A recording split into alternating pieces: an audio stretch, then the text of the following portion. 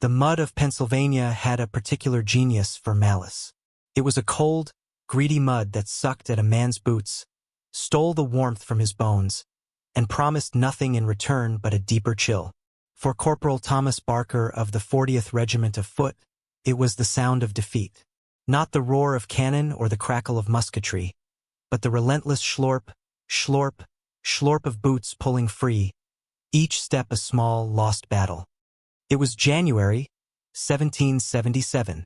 The shame of the affair at Princeton was still a raw wound, a bitter pill swallowed in the chaos of retreat. They were a ragged column of the King's men, 100 or so captured souls, trudging deeper into the American interior under the watchful eyes of militia guards, whose homespun coats seemed to mock their own tattered scarlet. Barker's coat, once a point of pride, was now a muddy shroud, the white facings stained a permanent, dismal gray. His shoulder ached from the memory of a musket, but a sharp, emphatic punctuation mark that had ended his part in the war for the foreseeable future. "Heads up, lads!" The voice belonged to Sergeant Fletcher, a man whose spirit was as tough and unyielding as the heartwood of an English oak. He moved along their straggling line, his face a mask of grim cheerfulness. "Let 'em see what a British soldier is made of. We're not convicts on a holiday. Spine straight, Barker. You're a corporal in His Majesty's army, not a sack of meal." Barker straightened, the effort sending a fresh throb of pain through his shoulder. It was easier for Fletcher. The sergeant ran on a fuel of pure, unadulterated contempt for the rebels. For him, this was a temporary inconvenience, a foul chapter in a book that would inevitably end with rebels hanging from gibbets and the King's peace restored. For Barker, the certainty was gone, lost somewhere in a frozen ditch outside of town. He had seen the faces of the men who had swarmed their line, not the disciplined automatons of a European army, but farmers and shopkeepers with fire in their eyes. They had fought with a fury that felt personal. Their guards were a study in contrasts. A few were loud, spitting tobacco juice with a theatricality that suggested they were playing a role. But most were quiet, watchful men, their long rifles carried with a casual competence that was more unnerving than any threat. They offered no insults, no taunts, just the occasional, flat command to close up or keep the line. They looked tired, same as the prisoners, their breath pluming in the frigid air. As dusk began to bleed purple and gray across the low hills, a new smell reached them, overriding the scent of wet wool and wood smoke.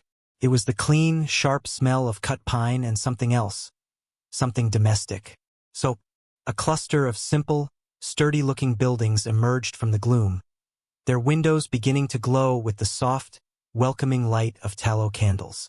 There was no grand fortress, no grim stone prison. It looked like a village.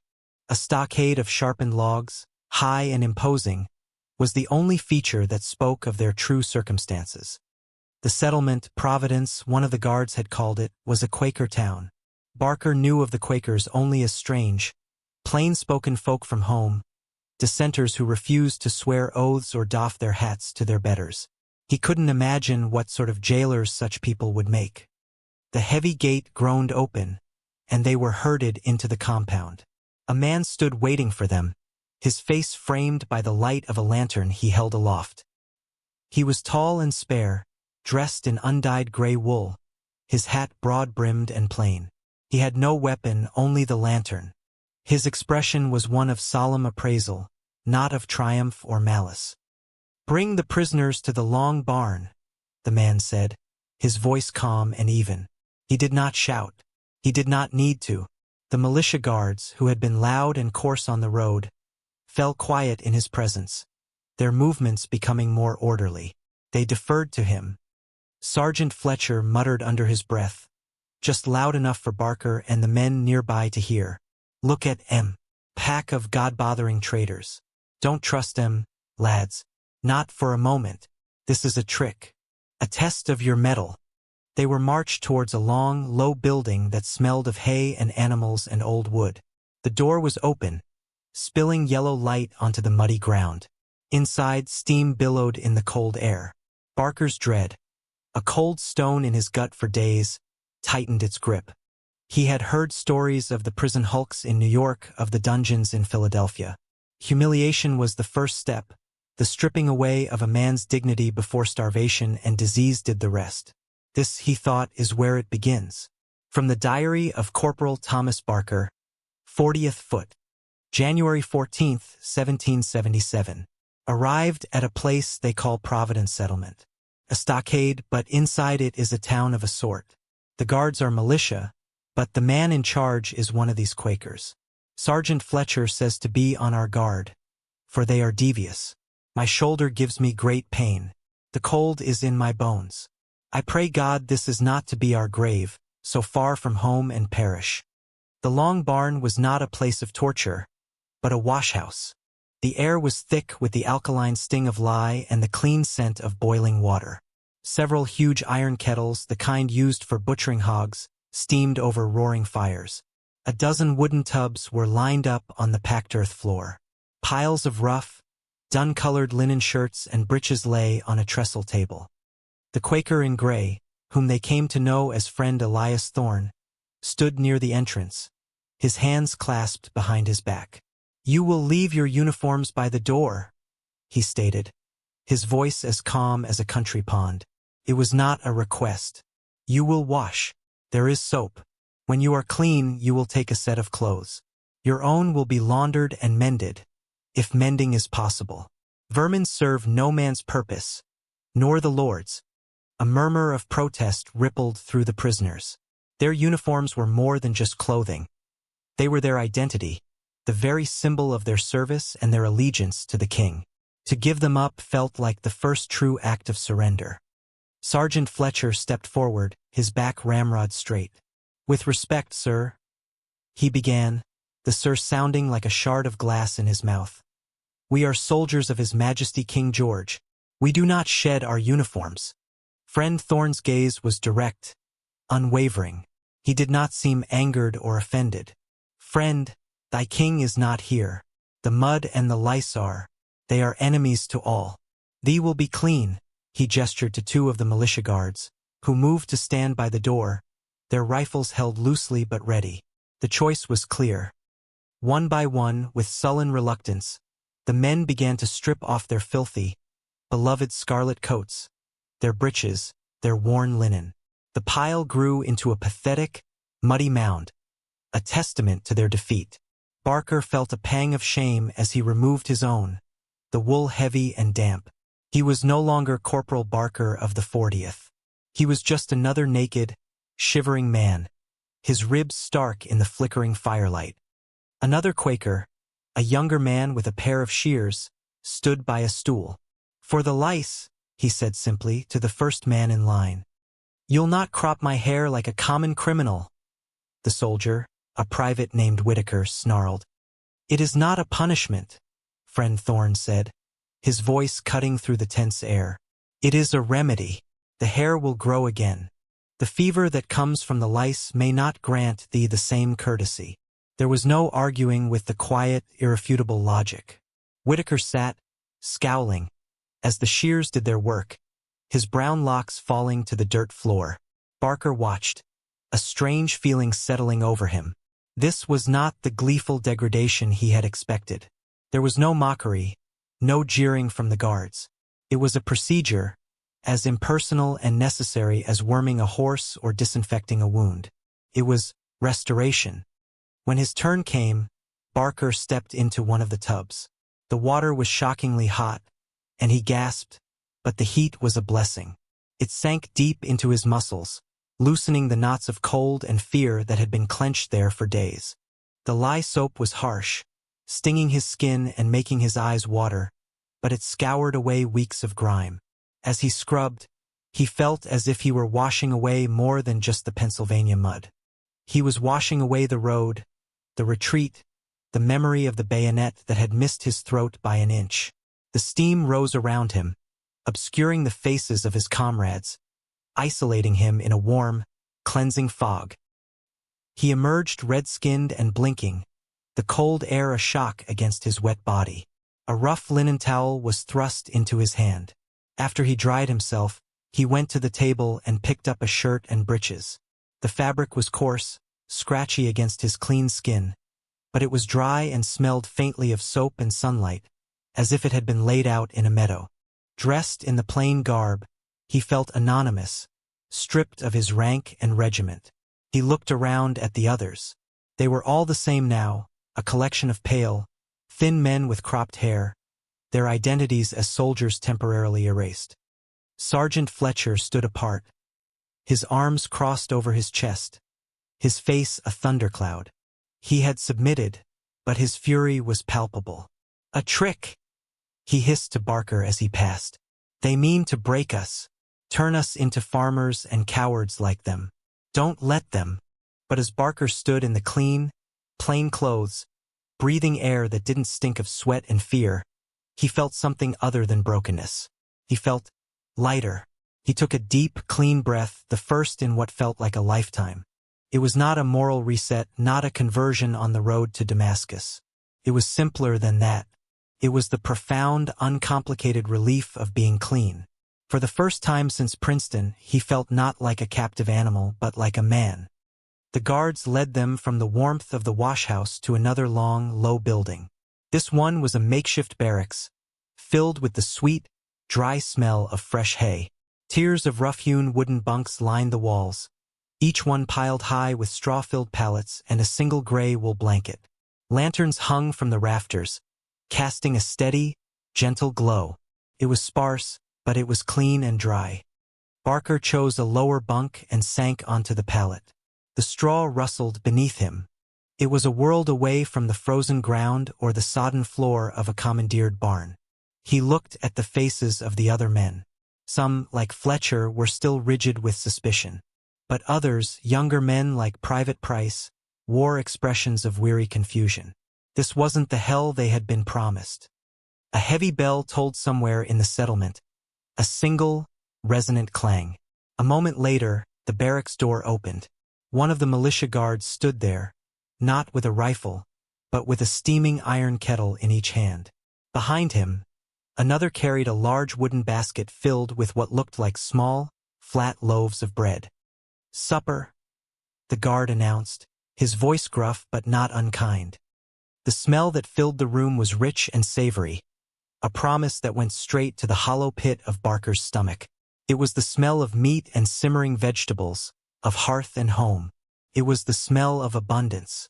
And as the first ladle of thick, dark stew was poured into his wooden bowl, Thomas Barker felt his carefully constructed certainty about his enemies begin to fracture, just a little around the edges.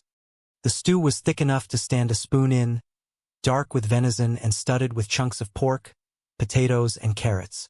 It was scalding hot, and the steam that rose from Barker's bowl carried a scent so powerfully comforting that it almost brought tears to his eyes.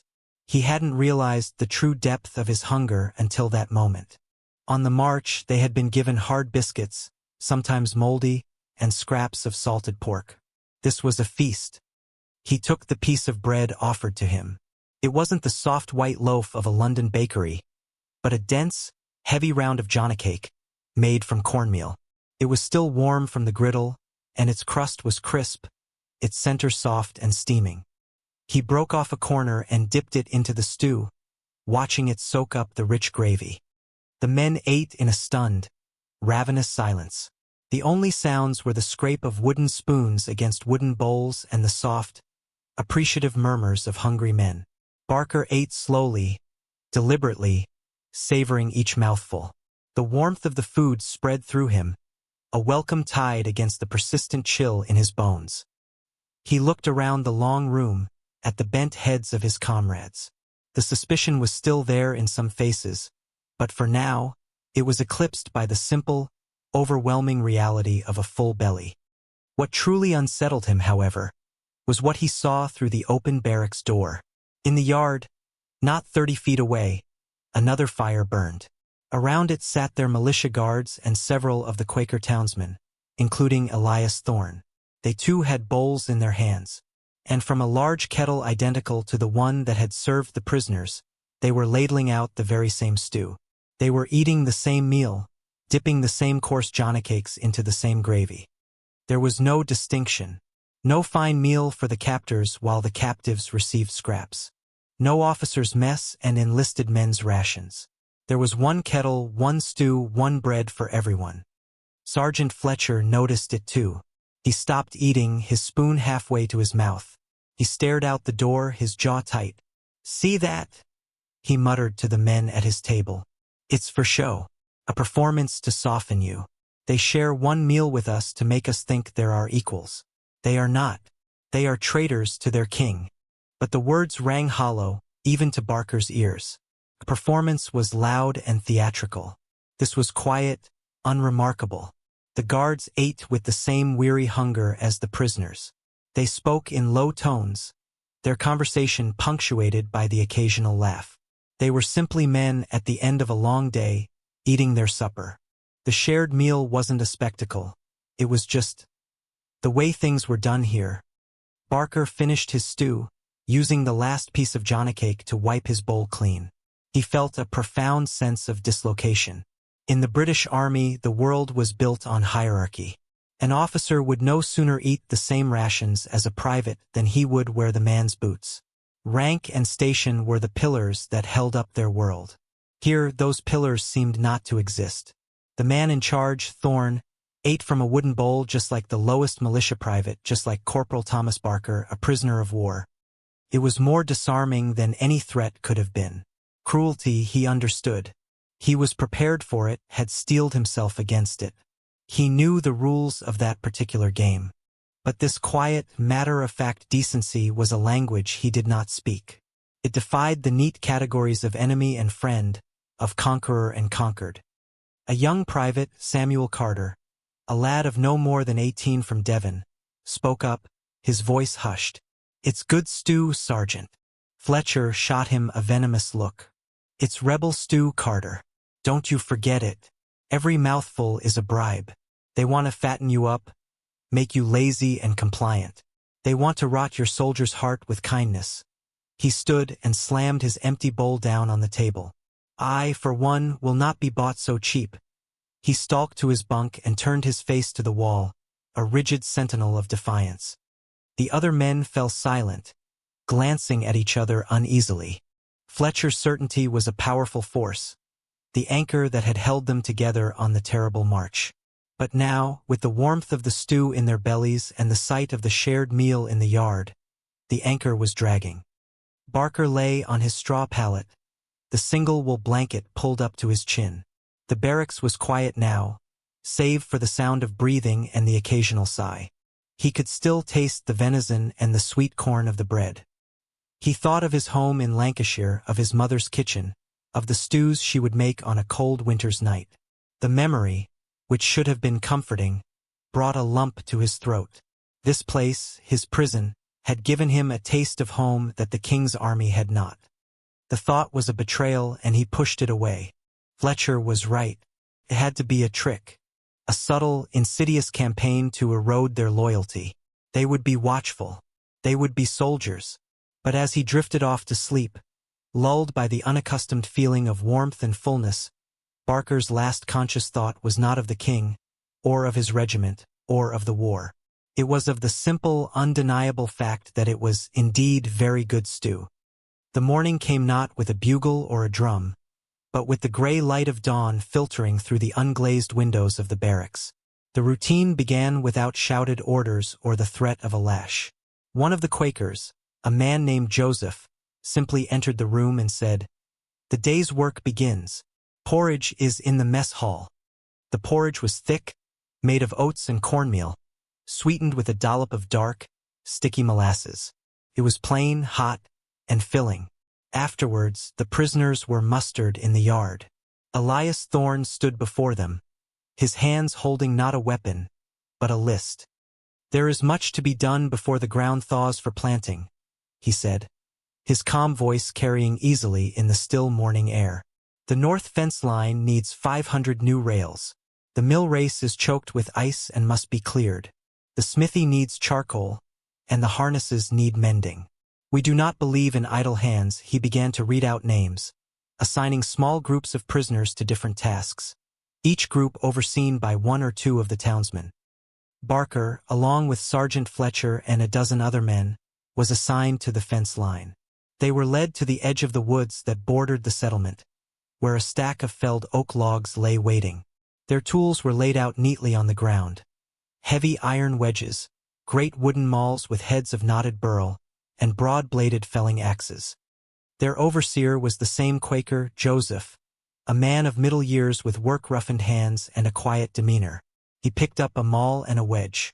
"The work is simple, but it requires a rhythm," he said. He placed the sharp end of the wedge into a crack at the end of a log. "Let the weight of the tool do the work for thee.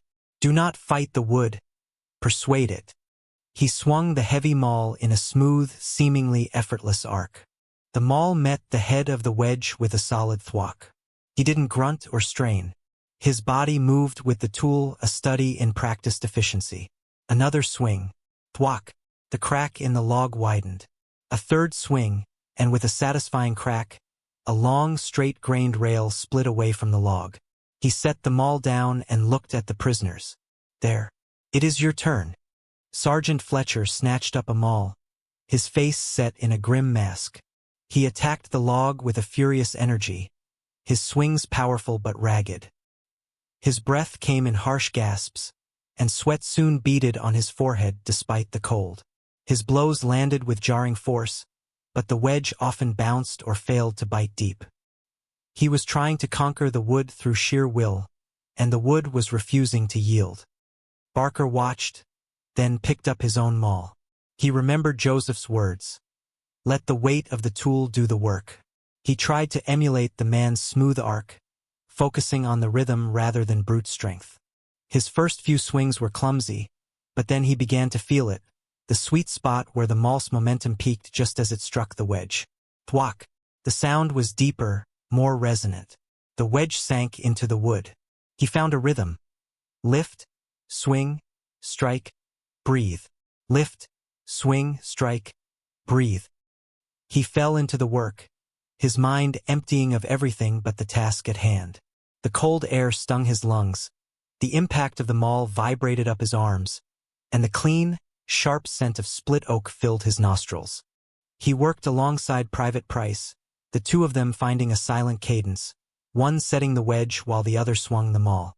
There was no shouting from Joseph, no prodding. He simply worked alongside them, splitting logs with the same steady, unhurried pace, his presence a quiet instruction. If a man was struggling, Joseph would come over, not to berate, but to demonstrate. "Keep thy grip loose until the moment of impact," he might say softly, or "watch the grain. It will tell thee where it wishes to part." Discipline, Barker realized, was not being enforced upon them. It was inherent in the work itself. A poorly aimed swing accomplished nothing. A lack of focus meant a bruised hand. The laws of physics and the nature of wood were the only sergeant majors here. Competence was the only authority that mattered. At midday, a young boy brought a bucket of water and a basket of apples and cheese. The men stopped, wiping sweat from their brows with the backs of their hands. They sat on the logs they had just split, eating in silence. The cheese was sharp, the apples crisp and sweet. Fletcher sat apart, gnawing on his apple as if it were an enemy. "This is slave's work," he spat. "It's honest work," Price countered quietly, not looking at the sergeant. "My father is a carpenter. This is what he does. Your father is not a soldier of the king, forced to labor for his enemies," Fletcher retorted. "We're building a fence, Sergeant," Price said. "A fence keeps cows in. It's not a fortress." Fletcher had no reply. He threw his apple core into the woods and went back to his log, attacking it with renewed, frustrated vigor. Barker looked at his own hands. They were already starting to feel raw, the beginnings of blisters forming on his palms. But they felt like his hands again, useful and capable. For months, they had done nothing but hold a musket, clean a musket, or lie idle. Now they were creating something, transforming a rough log into a smooth, useful rail. There was a simple, profound satisfaction in it that he was reluctant to admit, even to himself. They worked until the light began to fail. By the end of the day, a formidable stack of fresh split rails lay beside the fence line. Barker's shoulders ached with a deep, honest fatigue, the kind that comes from effort expended, not from fear or idleness. As they trudged back to the barracks, they passed the mill. A group of their comrades, covered in mud and slush, had managed to clear the ice from the race. The great wooden wheel was turning again, slowly and majestically, its rhythmic creak and splash a reassuring heartbeat in the quiet dusk. They passed the smithy, and the steady clang-clang-clang of a hammer on an anvil rang out. The sound of something being made, something being mended. The entire settlement was a place of purpose, of constant, quiet industry. The discipline here wasn't about breaking a man's will. It was about bending a man's effort toward a useful end. It was the discipline of the seasons, of the harvest, of a community that survived by its own labor. And as he walked through the growing darkness, the ordered sounds of the settlement all around him, Barker felt another crack appear in the foundation of his world. He had always believed that order was imposed from the top down, from a king to his generals to his sergeants to his men. But here it seemed to rise from the ground up, from the shared work and the common need. It was an idea so foreign, so revolutionary, that it left him feeling profoundly adrift. The Sabbath arrived with a silence that was absolute. On other days, the settlement hummed with the sounds of work, the ring of the anvil, the bite of the axe, the creak of the mill wheel. But on the first day of the week, a profound stillness descended. No tools were issued. No work parties were formed. The prisoners were confined to their barracks and the small yard in front of it. But the quiet was a palpable presence that extended far beyond their stockade. From the barracks window, Barker watched the life of the town unfold. Families emerged from their simple wooden houses, dressed in their best, which was merely a cleaner, less worn version of their everyday gray and brown. The men wore broad-brimmed hats, the women plain bonnets. They did not chatter or laugh loudly. They walked with a slow, deliberate gravity towards the largest building in the settlement, the meeting house. It was a starkly plain structure, with no steeple, no bell, no stained glass, nothing to distinguish it from a large barn except for its neat rows of windows. Barker, raised in the Church of England, found the scene utterly alien. His memory of a Sunday in his Lancashire village was one of noise and ceremony. The pealing of church bells rolling across the fields, the vicar in his white surplice, the familiar, soaring verses of the Book of Common Prayer, the sound of the congregation singing a robust Anglican hymn, perhaps from Tate and Brady's Psalter. It was a faith of spectacle and sound, of ritual that affirmed God's glory and the king's place beneath it. Here there was only silence. The Quakers filed into the meeting house and, for the next 2 hours, no sound emerged. Barker watched, fascinated and bewildered. What could they be doing in there? He imagined them sitting on hard benches, staring at the walls, waiting.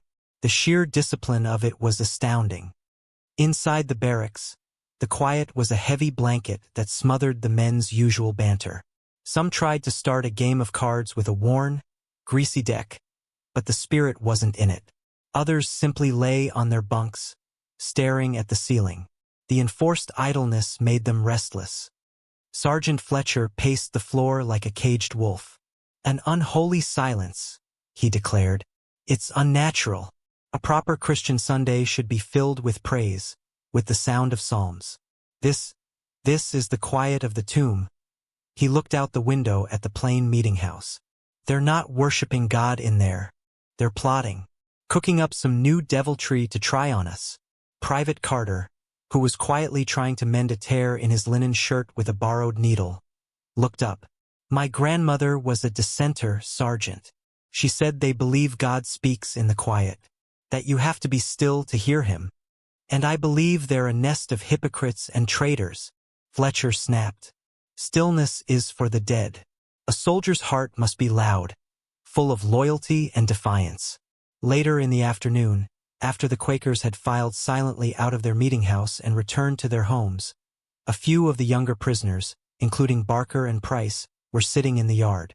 The winter sun was weak, but its light was a welcome change from the gloom of the barracks. Trying to reclaim a piece of the day, a piece of themselves, a young Welsh fusilier named Evans began to sing, his voice soft at first, then growing stronger. It was a Welsh hymn, a mournful, beautiful melody that spoke of green valleys and a distant home. One by one, other men joined in, their voices harmonizing. Barker found himself humming along. They moved from the Welsh hymn to a familiar Anglican one, Psalm 23. The Lord's my shepherd, I'll not want for a few minutes. The yard was filled with the music of their upbringing, a sound of England, of home. It was a small act of communal defiance, a way of reminding themselves who they were. They were halfway through a verse when Barker noticed Elias Thorne standing just beyond the yard, near the smithy. He was not scowling or ordering them to be silent. He was simply listening, his head tilted slightly, his expression unreadable. As their hymn finished, a new sound began, drifting from one of the nearby houses. It was a woman's voice, clear and pure, singing a different tune. It was not a hymn Barker recognized. The melody was simpler, more austere, yet it had a strange, haunting beauty. How sweet and awful is the place, with Christ within the doors, while everlasting love displays the choicest of her stores. For a moment the two cultures hung in the air together. The robust, formal sound of the king's soldiers and the plain, solitary devotion of the Quaker woman. The woman's song was not a performance. It felt as intimate as a prayer. It was as if she were answering their music not with a challenge, but with a statement of her own quiet faith. When she finished, the silence that returned felt different. It was no longer empty or oppressive. It was filled with the echo of the two melodies. The men in the yard looked at each other. No one spoke. The moment of connection, of a shared language of music across a divide of politics and war, was too fragile to be touched by words. Barker looked over at Thorne. The Quaker gave a slow, almost imperceptible nod, not of approval but of acknowledgement. Then he turned and walked back toward his house. The nod unsettled Barker more than a command to cease singing ever could have. It was a sign of respect from an enemy, an admission that they were all, in the end, just men trying to find their way through the world with a song on their lips. Authority here wasn't vested in a man with a gun or a title. It was part of the very fabric of the community, woven from shared work, shared faith, and a silence so profound it could hold two warring cultures in its embrace, if only for a moment. The long winter weeks settled into a monotonous rhythm of work, meals, and sleep, and in the close confines of the barracks, tensions began to fray. The daily routine of quiet competence and plain decency was having its effect, sowing division among the prisoners. The central conflict was between Sergeant Fletcher's unbending worldview and the slow, dawning confusion of the younger men. Fletcher saw conspiracy in every small kindness. When the laundered and mended scarlet uniforms were returned to them, to be worn only on Sundays as per Thorne's orders, Fletcher inspected every stitch. "See," he'd said, holding up a neatly darned sleeve, "they mend our coats to make us feel indebted. It is a chain, this thread, meant to bind your loyalty to them." But for Private Price, whose coat had been missing a button and now had a new one carved from bone, the reaction was different. Or perhaps, he'd ventured, they just believe in not wasting a good piece of wool. The barracks became a debating society after dark. Fletcher would hold court, reminding them of their duty, their oath to the king, telling stories of British valor and rebel treachery. He spoke of honor as a fixed, immutable thing, a fortress that must be defended at all costs. "They are trying to unman you," he would lecture, his voice low and intense in the lantern light. "They feed you, they clothe you, they speak softly. It is a more dangerous weapon than any rifle. They want you to forget who you are. They want you to look at your captor and see a neighbor. The moment you do that, you are lost." Some of the older soldiers, men who had served for years and seen action on the continent, nodded along, their faces grim. Their world was built on the clear, bright line between friend and foe, and they clung to it fiercely. But the younger men, many of whom had been in the army less than a year, were more susceptible to the evidence of their own eyes. They saw the Quaker women leaving bowls of broth for the men too sick to work. They saw Joseph, their work overseer, share his own tobacco ration with a private who was craving a smoke. These were not grand gestures. They were small, everyday acts that chipped away at the caricature of the savage rebel. The moral hinge, the incident that brought the conflict to a head, was, as Fletcher had predicted, a small thing. It was about a pair of boots. Private Carter, the young Devonian, had been on the march from Princeton in boots that were already falling apart. Weeks of work in the wet and cold had finished them. The soles were flapping loose, and he had taken to wrapping his feet in rags to keep them from freezing. His condition was worsening, a deep, racking cough settling into his chest. One morning, as they mustered for work, Elias Thorne's gaze fell on Carter's pathetic footwear. He said nothing, but his eyes lingered for a moment before he moved on. That evening, as the men were eating their supper, Thorne entered the barracks. He walked directly to Carter's bunk and placed a pair of sturdy leather boots on the floor. They were not new, but they had been well cared for, the leather oiled and a fresh sole neatly stitched onto one. "These were my son's," Thorne said, his voice even. "He has no more need of them. Thy need is greater." A hush fell over the room. Carter stared at the boots as if they were a miracle. I cannot, sir," he stammered. "I have nothing to pay." "There is no payment," Thorne said. "A man cannot do the Lord's work if he cannot stand. See that they fit." He turned and left without another word. Carter hesitantly pulled on the boots. They were a perfect fit. He stood up, wiggled his toes, and a look of profound, unadulterated relief washed over his face. Tears welled in his eyes. Fletcher was on his feet in an instant. "It's a trap, you fool," he hissed. "Take them off. You are accepting a gift from the enemy. You are selling your honor for a pair of shoes." "My feet are freezing, Sergeant," Carter cried, his voice breaking. "My honor won't keep the frostbite away." "Your honor is all you have left," Fletcher roared, his control finally snapping. "He said they belonged to his son. Do you know what that means? It means his son is likely dead, killed fighting our comrades, and you would put on a dead rebel's boots? You shame the uniform. You shame us all." The accusation hung in the air, ugly and venomous. Carter shrank back, his face pale with shock and guilt. It was Barker who stepped forward. He hadn't intended to, but the injustice of it was a physical force that pushed him to his feet. "That's enough, Sergeant," Barker said, his voice quiet but firm. Fletcher rounded on him. "Corporal, are you defending this weakness?" "I am defending a boy who is sick and cold," Barker said, meeting Fletcher's glare. "The man gave him boots. He didn't ask him to renounce his king. He didn't ask him to take up a rifle against us. He saw a man in need and helped him. Perhaps it is that simple." "Simple?" Fletcher laughed, a harsh, bitter sound. "Nothing is simple here. You've gone soft, Barker. They've gotten to you with their quiet words and their full stew pots." "Maybe," Barker admitted, the truth of it surprising even himself. "Or maybe I'm just tired of hating men I haven't got a reason to hate. We are prisoners. We work, we eat, we sleep. They treat us like men, not animals. The boots are just boots, Sergeant. And Carter needs them." A line had been drawn. The room was divided. The older soldiers stood with Fletcher, their faces hard. The younger ones, Price and Evans and others, looked towards Barker, their expressions a mixture of fear and relief. For the first time, someone had given voice to the doubt they had all been feeling. The certainty of the sergeant's empire was fractured, right here in a rough-hewn barracks in Pennsylvania, over a pair of second-hand boots. Fletcher stared at Barker for a long moment, his eyes burning with betrayal. Then he turned on his heel and went to his bunk, defeated not by an argument, but by a simple act of human decency he could not comprehend.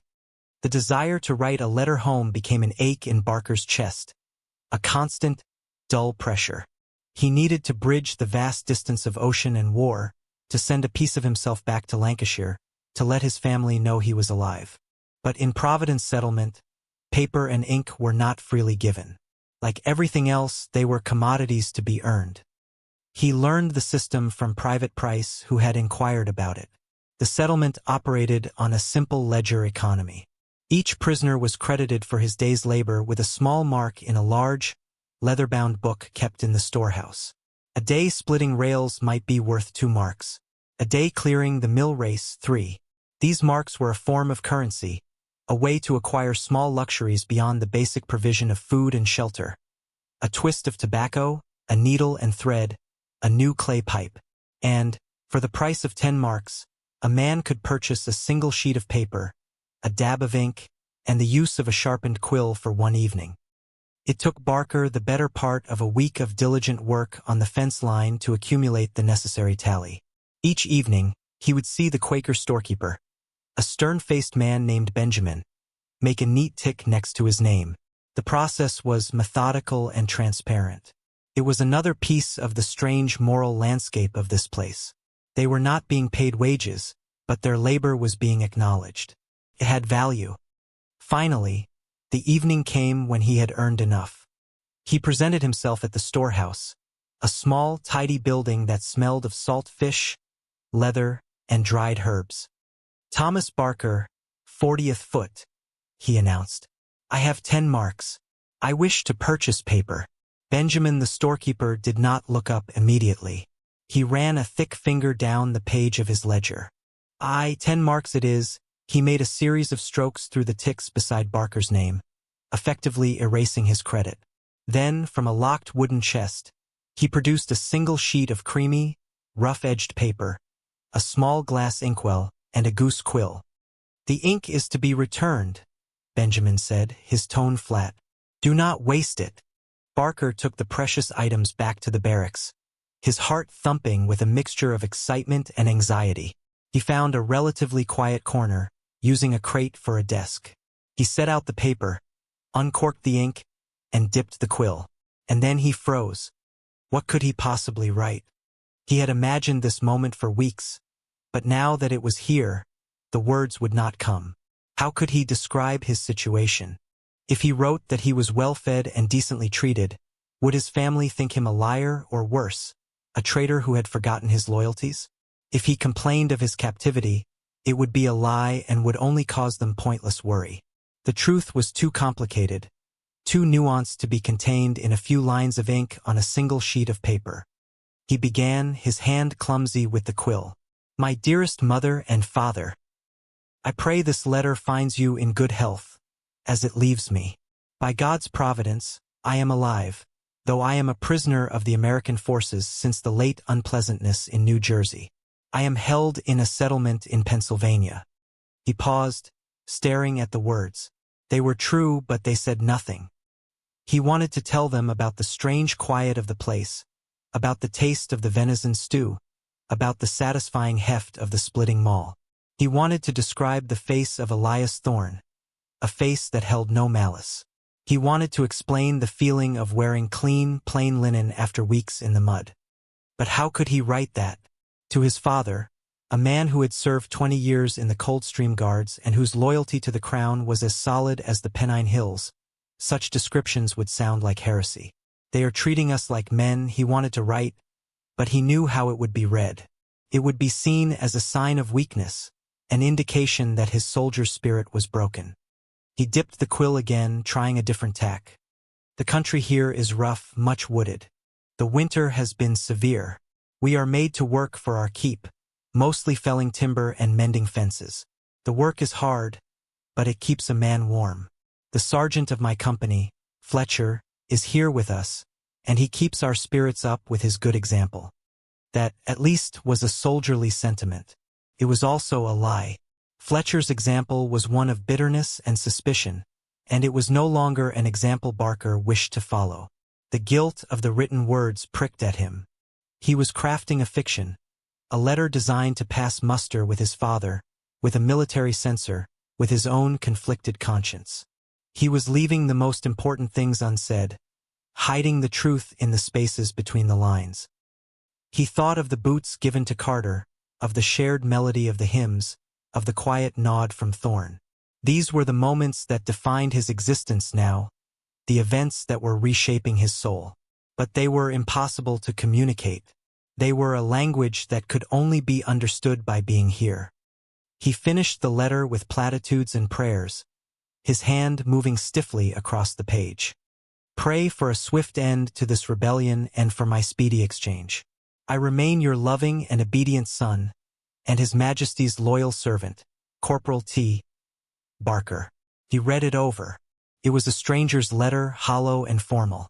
The real Thomas Barker, the one who was confused and questioning and strangely, sometimes at peace, was nowhere to be found on the page. The letter was a betrayal of his own experience. He carefully sanded the ink dry, folded the sheet, and prepared it for the next dispatch, whenever that might be. He felt a profound sense of failure. He had paid for the paper with his labor, but he had been unable to purchase the one thing he truly needed, the words to tell the truth.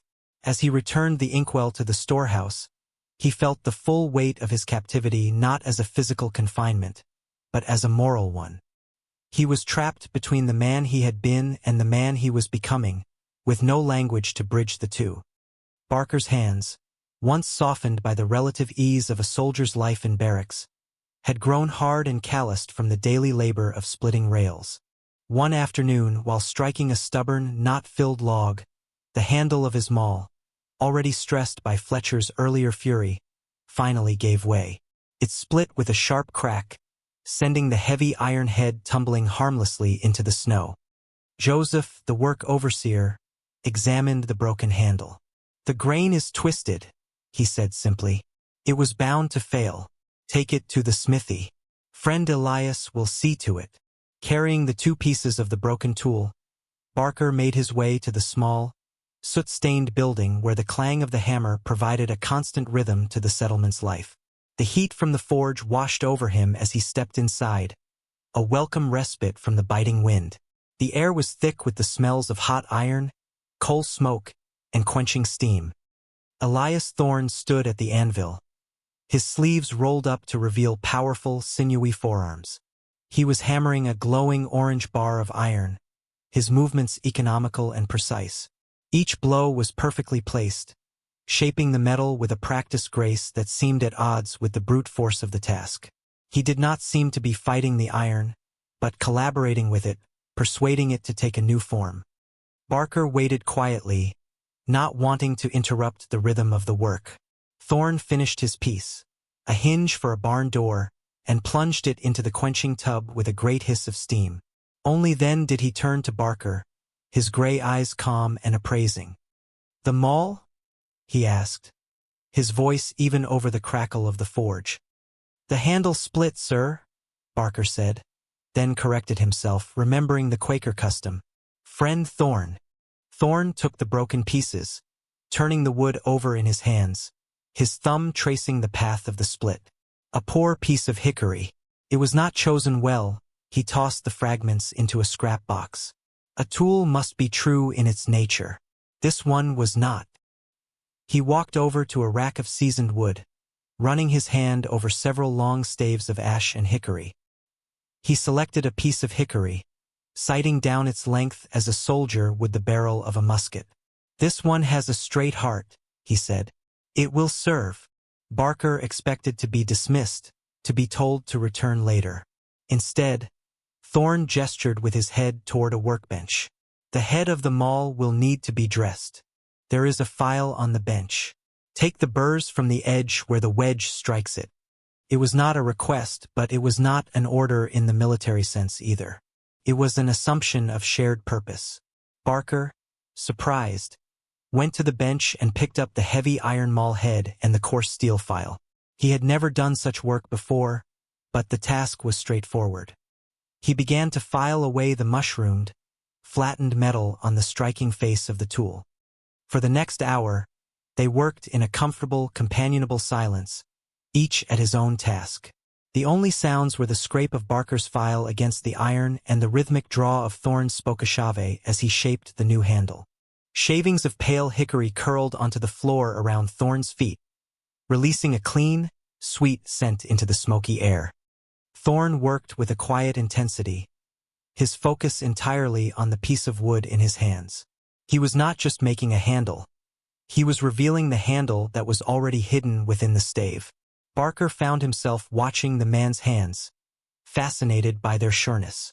There was a profound honesty in the work, a direct connection between effort and result that he found deeply compelling. When the handle was shaped, smooth and perfectly tapered, Thorn began to fit it to the maul head. He worked slowly, tapping it into place, checking the alignment, making small adjustments with a wood rasp. "My father was a wheelwright," Barker said, the words surprising him. He hadn't meant to speak. Thorn didn't look up from his work. "A good trade. A wheel must be true, or it is nothing." "He tried to teach me," Barker continued, encouraged by the simple reply.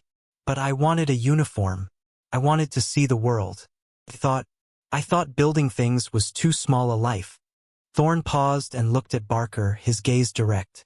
"Is it a small thing, friend Barker, to make a tool that allows a man to build a fence to keep his family fed? Is it a small thing to forge a hinge that allows a door to keep the winter out?" He gestured around the smithy, at the hooks and chains and tools hanging from the walls. "This is the work of the world. All else is commentary." He gave the handle one final, firm tap, seating it perfectly in the maul head. He handed the restored tool to Barker. "It must be wedged. Take it. Learn its balance." Barker took the maul. Felt different in his hands. The new hickory handle was smooth and perfectly balanced, the head now clean and true. It felt like a proper tool, an extension of his own arm. In that moment, the barrier between them, prisoner and captor, soldier and pacifist, redcoat and rebel, seemed to dissolve, replaced by a different, more fundamental connection.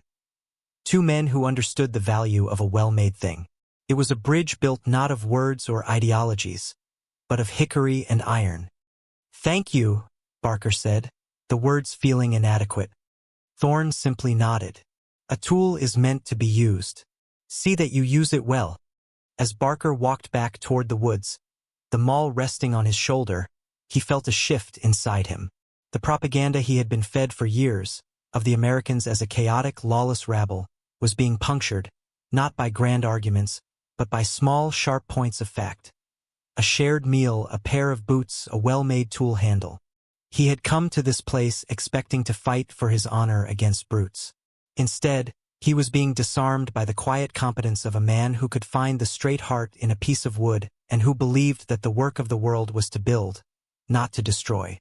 It was a lesson taught without a lecture, a sermon delivered by the ring of an anvil. The first true signs of spring arrived in late March.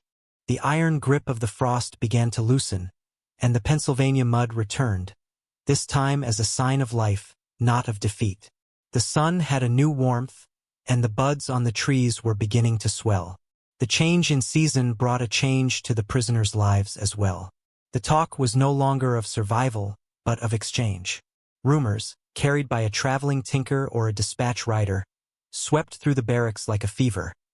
A cartel had been agreed upon, lists were being drawn up, ships were being prepared in Philadelphia. For the first time in months, the idea of home felt real, tangible. The men's spirits soared. They talked incessantly of their families, of the taste of English ale, of walking down familiar lanes in their home villages. There was a lightness in the air, a sense of an ending in sight. Barker felt the same surge of hope, the same deep yearning for home. He longed to see his parents, to walk the fields of Lancashire, to be free. And yet, underneath the relief, there was another, more complex emotion he was reluctant to name. A quiet, unsettling reluctance. He had grown accustomed to the rhythms of Providence settlement. He found a deep satisfaction in the physical labor, in seeing the fence line grow longer each day, a testament to his own effort. He had come to appreciate the profound, restorative quiet of the Sabbath. He looked forward to the simple, hearty meals. He was, to his own astonishment, healthy. His shoulder had healed, his cough was gone, and the hard work had made him lean and strong. He feared returning to the army, not because he was afraid to fight, but because he was afraid of returning to the old certainties. How could he go back to viewing these people as a faceless, demonic enemy after working alongside Joseph, after receiving a tool mended by Elias Thorne, after seeing a mother give a dead son's boots to a sick enemy soldier? The world was no longer simple black and white, scarlet, and homespun. It was 1,000 shades of confusing, contradictory gray. The official news came on a bright, cool morning in the first week of April. A Continental Army officer, resplendent in a buff and blue uniform that looked absurdly out of place in the drab settlement, rode in with a dispatch case. He met with Thorne, and shortly thereafter, the prisoners were mustered in the yard. Sergeant Fletcher stood at the front, his chest puffed out, a triumphant gleam in his eye. This was the moment he had been waiting for, the vindication of his unbending faith. The officer unrolled a parchment scroll.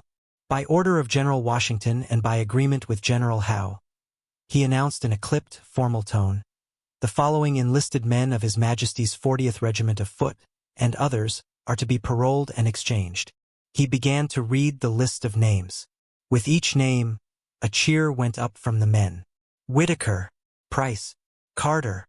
The boy with the new boots let out a whoop of pure joy. Barker, Thomas. Corporal. Barker's name echoed in the yard. He felt a jolt, a surge of pure, unadulterated relief. He was going home. The thought was so overwhelming he felt dizzy. He would see his mother again. He would be free. And then he looked around at the settlement, at the sturdy buildings, the newly split fence rails gleaming in the sun, the smoke curling from the smithy's chimney. He looked at Elias Thorne, who stood watching the proceedings, his face impassive. A wave of something akin to sadness washed over Barker. He was being expelled from this strange, quiet world that had, in its own way, sheltered him.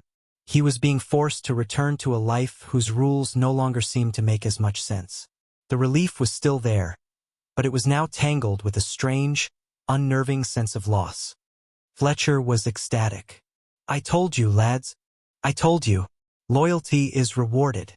The king always looks after his own. We endured. We were not broken." He clapped Barker on the shoulder, the very one that had been injured. "You see, Barker? Their little tricks came to nothing. We are soldiers still." Barker looked at Fletcher's beaming, triumphant face and felt nothing but a vast distance between them. They had shared the same experience, but they were leaving with entirely different lessons. Fletcher was leaving with his hatreds and certainties intact, even strengthened. Barker was leaving with his world turned upside down. They were to march out the next morning. That final evening, the mood in the barracks was celebratory. Men were singing, trading stories, making promises to meet in London pubs. Barker sat on his bunk, quietly packing his few meager possessions into a roll. He felt detached from the revelry, an observer rather than a participant. There was a quiet footstep at the barracks door. Elias Thorne stood there, holding a small, cloth-wrapped bundle. He scanned the room and his eyes found Barker. He beckoned with a slight motion of his head. Puzzled, Barker walked to the door. Thorne met him just outside, in the deepening twilight. "The journey to the ships in Philadelphia is a long one," Thorne said. He pressed the bundle into Barker's hands. It was still warm. "Bread for the road." Barker fumbled with the cloth. Inside was a small, dense loaf of the same coarse, hearty bread they were served each day. It was a simple, practical gift, but it felt like much more. "I thank you, friend Thorne," Barker said, "for this, for everything." Thorne simply nodded. "Go with God, Thomas Barker," he said. He used Barker's given name for the first time. "I pray thee finds a life of peace, building better things than fences." He turned and walked away toward his house, his dark figure melting into the dusk. Barker stood for a long moment, the warmth of the loaf seeping into his hands. It was a final, quiet act of decency, an acknowledgement of the humanity that existed between them, beyond uniforms and allegiances. He felt a profound reluctance to leave, a fear of returning to a world where such a simple gift would be impossible. The dawn was foggy, a thick gray blanket that muffled sound and sight. The world seemed to have shrunk to the confines of the stockade. The exchanged prisoners formed up in a ragged column, their scarlet coats looking garish and out of place in the muted light. Sergeant Fletcher marched up and down the line, barking orders, trying to instill a military precision that had long since been lost. Barker clutched the wrapped loaf of bread inside his coat. Its warmth was a small comfort against the damp chill. He kept glancing toward the row of silent houses, half hoping for, half dreading, a final glimpse of the people who had held him captive. But the settlement remained quiet, its windows dark save for one. Through the shifting fog, he could see a single point of light. It was a lantern, sitting on the deep sill of a window in Elias Thorne's house, the one that faced the gate. It had not been left there by accident. Its flame was a steady, golden presence in the gray emptiness, a beacon burning in the gloom. It was not a grand gesture, not a farewell wave. It was quieter, more profound. It was a light left on against the darkness. A simple, persistent flame of humanity in a world consumed by the fog of war. The Continental officer gave the order to march. The heavy gates of the stockade groaned open, a sound that now seemed less like imprisonment and more like expulsion. "Forward, march!" Fletcher bellowed, his voice full of pride and relief. The column began to move, their boots making sucking sounds in the mud as they passed out of the gate. Barker took one last look back. The fog was closing in, swallowing the shapes of the buildings, but the lantern in the window remained visible, a small, defiant star. He thought of Thorne's words, "I pray thee finds a life of peace, building better things than fences." He looked at the restored maul he'd been allowed to keep, its handle smooth and true in his hand. He felt the warmth of the bread against his ribs. These were the souvenirs he was taking from his captivity. Not bitterness, not hatred, but the memory of competence, the weight of a useful tool, and the taste of shared bread. He turned his face toward Philadelphia, toward the ships that would carry him back to the old world, back to the war and the king and the rigid certainties of the 40th Regiment of Foot. He knew he was marching toward what everyone would call his freedom. But as the fog finally closed behind him, erasing the last glimmer of the lantern, Corporal Thomas Barker was not entirely sure whether he was being liberated or exiled. The quiet light in the window had shown him a world he never knew existed, and he feared he would spend the rest of his life trying to find his way back to it.